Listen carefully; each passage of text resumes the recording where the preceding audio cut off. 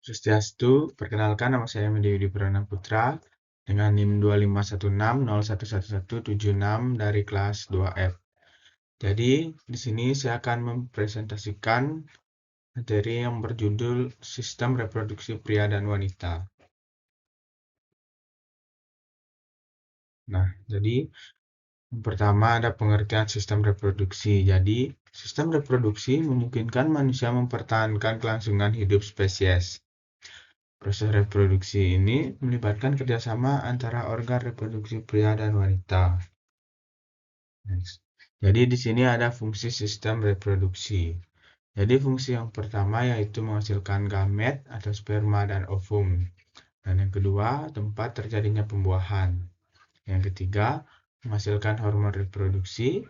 Yang keempat, menjaga kelangsungan keturunan. Dan yang terakhir adalah mendukung perkembangan janin. Jadi di sini ada gambar organ reproduksi pria.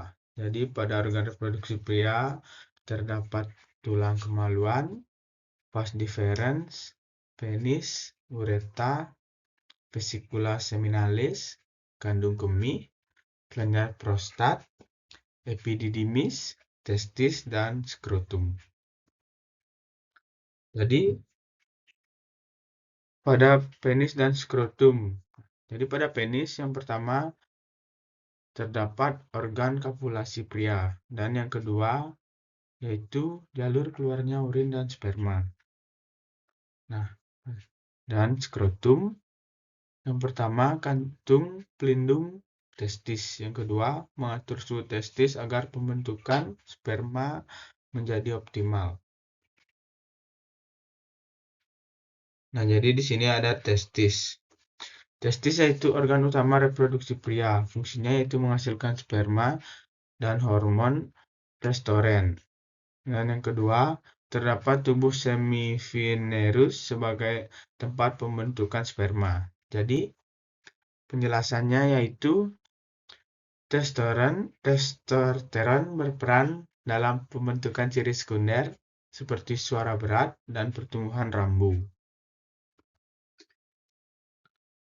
Selanjutnya ada epididymis dan vas deferens. Jadi fungsi epididymis yang pertama yaitu tempat pematangan sperma. Yang kedua, menyimpan sperma sementara. Dan fungsi vas deferens yaitu untuk mengangkut saluran sperma menuju ke ureta. Selanjutnya, ada kelenjar tambahan pada pria. Yang pertama ada vesicula seminalis yang berfungsi menghasilkan cairan kaya fruktosa. Yang kedua ada kelenjar prostat berfungsi untuk menghasilkan cairan basah untuk melindungi sperma. Dan yang terakhir ada kelenjar chopper yang fungsinya menghasilkan lendir pelumas.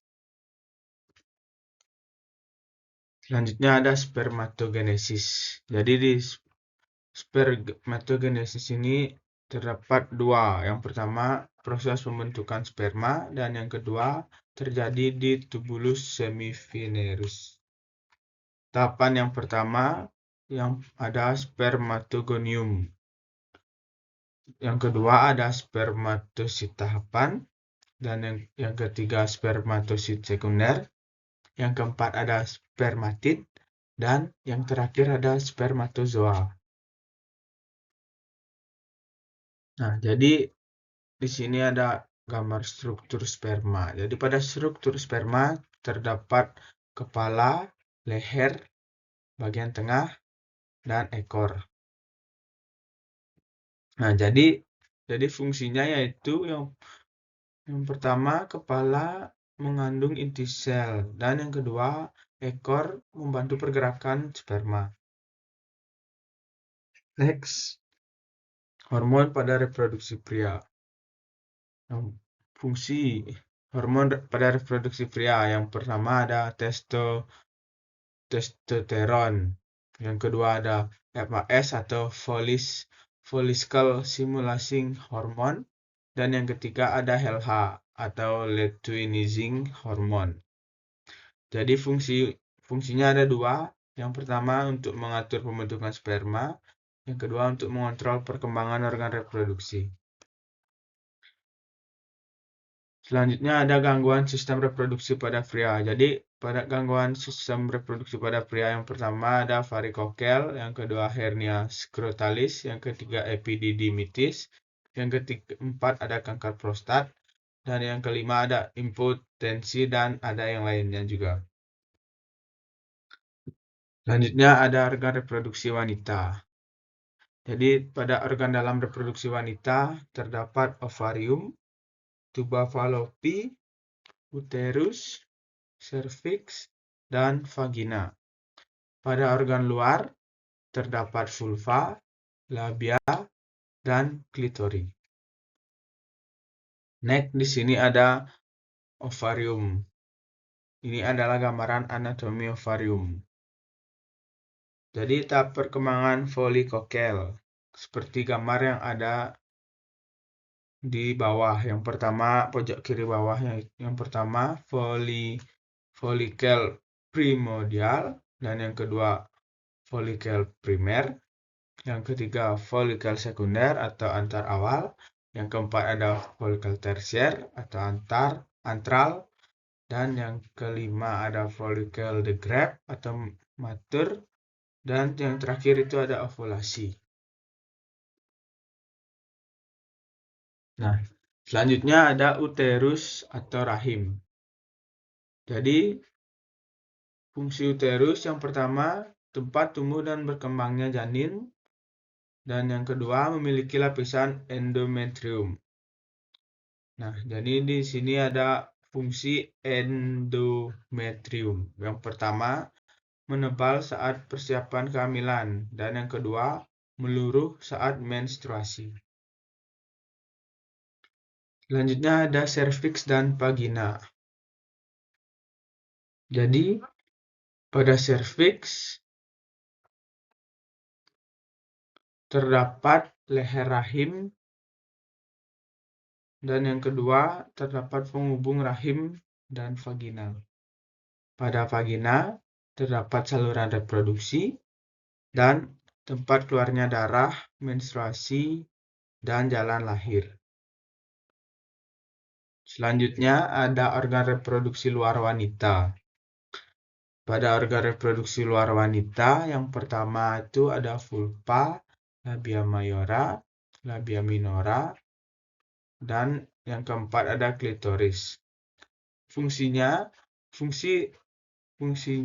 dari keempat itu untuk melindungi organ reproduksi bagian dalam. Nah, jadi di sini ada oogenesis. Jadi oogenesis itu tahapannya dibagi menjadi 3. Yang pertama ada tahap penggandaan, yang kedua ada tahap pertumbuhan, dan yang terakhir ada tahap pematangan. Nah, di sini ada menstruasi. Jadi, apa sih menstruasi? Nah, menstruasi adalah fase peluruhan dinding rahim atau endometrium yang keluar dalam bentuk darah karena tidak terjadi pembuahan. Jadi, fase ini biasanya berlangsung selama 3-7 hari. Di sini ada 4 penjelasan utama. Yang pertama ada menstruasi, yang kedua ada folikuler, dan yang ketiga ada ovulasi, dan yang keempat ada luteal. Nah, jadi yang pertama itu menstruasi. Menstruasi adalah fase peluruhan dinding rahim endometrium yang keluar dalam bentuk darah karena tidak terjadi pembuahan. Yang kedua ada folikuler, yaitu terjadi setelah menstruasi, ditandai dengan mulai berkembangnya folikel dan ovarium akibat pengaruh hormon FSH. Yang ketiga ada ovulasi, yaitu proses pelepasan sel telur matang dari ovarium menuju tuba fallopi. Fase ini biasanya terjadi di pertengahan siklus menstruasi. Yang keempat adalah luteal, terjadi setelah ovulasi ketika tubuh mempersiapkan rahim untuk kemungkinan. Next. Jadi, materi selanjutnya yaitu hormon pada reproduksi pria. Hormon pada reproduksi pria ada 4. Yang pertama estrogen, yang kedua progesteron, yang ketiga FAS, yang keempat ada LH. Jadi fungsi dari keempat itu adalah mengatur siklus menstruasi dan yang kedua adalah mendukung kehamilan. Selanjutnya ada penyakit menular seksual.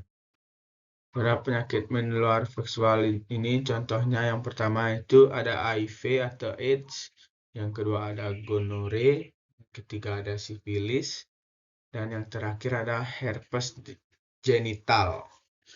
Cara pencegahannya yang pertama menjaga kebersihan, yang kedua pergaulan sehat, yang ketiga edukasi kesehatan reproduksi. Next, materi selanjutnya yaitu menjaga kesehatan reproduksi. Jadi, cara menjaga kesehatan reproduksi itu ada banyak sebenarnya, tapi di sini saya cuma memberikan 5. Yang pertama ada menjaga kebersihan reproduksi, yang kedua mengonsumsi makanan bergizi, yang ketiga olahraga yang teratur, yang keempat menghindari perilaku yang beresiko, dan yang keempat melakukan pemeriksaan kesehatan rutin. Nah, jadi kesimpulannya, sistem reproduksi pria dan wanita merupakan sistem organ yang saling melengkapi dalam proses reproduksi manusia. Organ reproduksi pria berfungsi menghasilkan dan menyalurkan sperma, sedangkan organ reproduksi wanita berfungsi menghasilkan ovum, serta menjadi tempat terjadinya pembuahan dan perkembangan janin. Setiap organ memiliki peranan penting, sehingga kesehatan sistem reproduksi perlu dijaga untuk mendukung fungsi tubuh dan keberlangsungan keturunan manusia. Baik, sekian presentasi yang dapat saya sampaikan. Apabila ada salah kata, saya mohon maaf. Dan apabila jika ada materi yang kurang, mohon dimaklumi. Akhir kata, saya tutup dengan Prama Santi. Om Santi Santi Santi Om.